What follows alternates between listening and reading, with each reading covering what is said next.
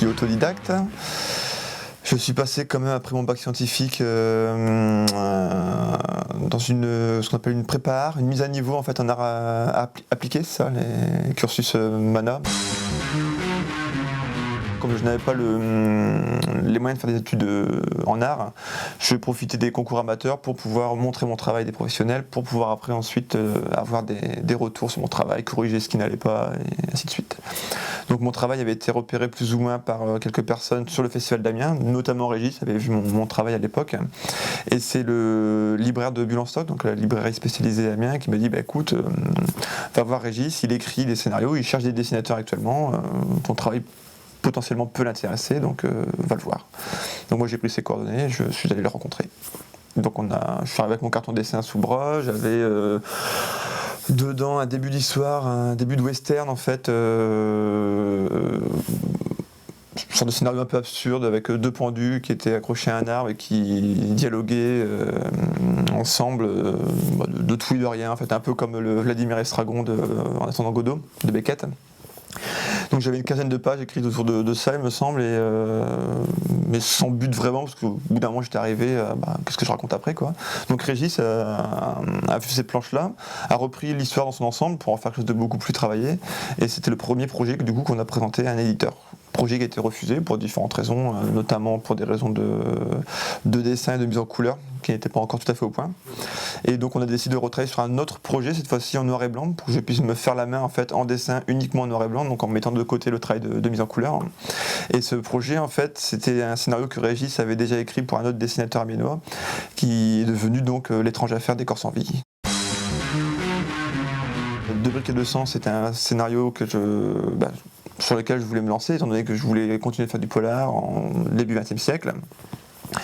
Et puis sur Un homme de joie, je suis venu en fait avec tout l'univers. Je voulais cette personne qui débarque à New York, qui connaisse personne, qui découvre la ville, qui soit muet. À la base, je voulais vraiment qu'il soit muet et qui tombe amoureux de cette prostituée un peu particulière et le fait que ça soit un livre d'ambiance, c'est-à-dire sans intrigue particulière, sans rythme effréné, pas d'action, quelque chose qui soit sans lieu de ce qu'on faisait dans le polar, où là on a quand même un carcan scénaristique très, très fort. Là, je voulais une histoire où on prenne le temps de suivre les personnages, d'avancer comme ça dans la ville en même temps que lui. En gros, j'avais demandé à Régis une histoire d'amour où il ne se passe rien. Régis travaille de manière générale avec un découpage classique qui est effectivement une description case par case de l'album. Il ne décrit pas énormément les cases, parce que j'aime me réserver le travail de mise en scène dans son ensemble, parce que c'est la partie du travail qui me plaît le plus, bien plus que le dessin pour en parler. Donc je sais qu'avec moi, il n'est pas très descriptif. Il peut l'être par certains moments, quand il y a des choses précises à faire passer et à raconter au lecteur, dans ce cas-là il va être beaucoup plus précis. Mais sinon en général ça reste assez succinct. J'ai le minimum pour pouvoir moi après mettre en page et en scène. Les formes d'époque, les véhicules, les tenues vestimentaires, l'architecture, tout ça c'est beaucoup plus plaisant à dessiner que l'architecture actuelle ou les voitures actuelles qui m'ennuient énormément, la mode aussi. Voilà. C'est plus par goût en tant que dessinateur. Je m'éclate plus à dessiner des choses anciennes, historiques, plus que des choses contemporaines.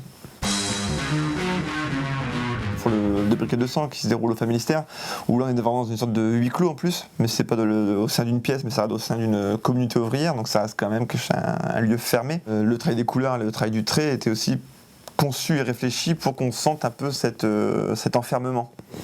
Donc effectivement il y a un côté un peu sombre, il y a un côté un peu... puis on parle d'une série de crimes aussi, donc voilà, tout était fait pour arriver à ça. Sur Un homme de joie, je pense que c'est plutôt dû au fait que le héros ne fréquente pas non plus les hautes sphères de la société. Et on est en pleine dépression, en 1932 exactement. Il fréquente plutôt les bas-fonds de la ville.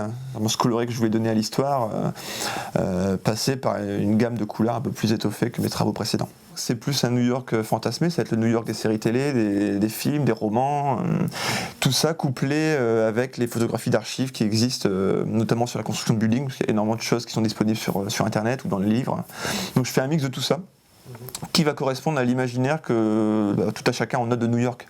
Surtout qu'en plus New York c'est un peu l'exception, puisque ça reste une ville que quasiment tout le monde connaît, et très peu l'ont visité en définitive.